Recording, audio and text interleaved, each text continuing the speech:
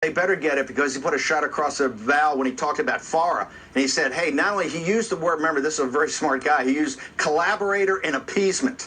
Okay, collaboration and appeasement. Those words were specifically chosen by Attorney General Barr to put corporate America on notice. Then he talked about FARA. He talked about you guys being lobbyists and actually being unregistered foreign agents. So this is something that he really threw down on. And I got to tell you, it was a magnificent speech. The other ones of the NSA director, of the FBI director, of Pompeo also have to be reviewed in an entire context of where President Trump is taking this, really, I think, as a war leader on economic and information war. What we have to do today is then stop playing games with the CCP.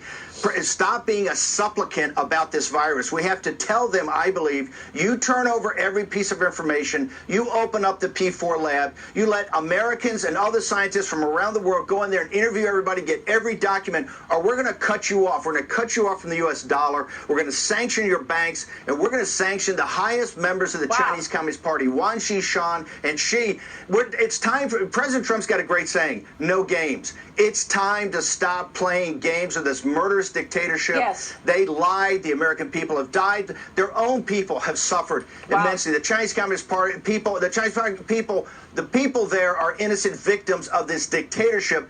Bill Barr called it out. Right now, Secretary of State Pompeo is to say, you open up every lab, and the Secretary of Treasury should come in with the backing of the President of the United States, say, we're off the dollar, we're sanctioning every bank, we're going to sanction individuals until you come clean, and we can get therapeutics and a vaccine and know exactly what this thing is. Listen, this thing being asymptomatic, this thing being impervious to humidity and heat, this thing targeting the most vulnerable population, the aged, comorbidities, minorities.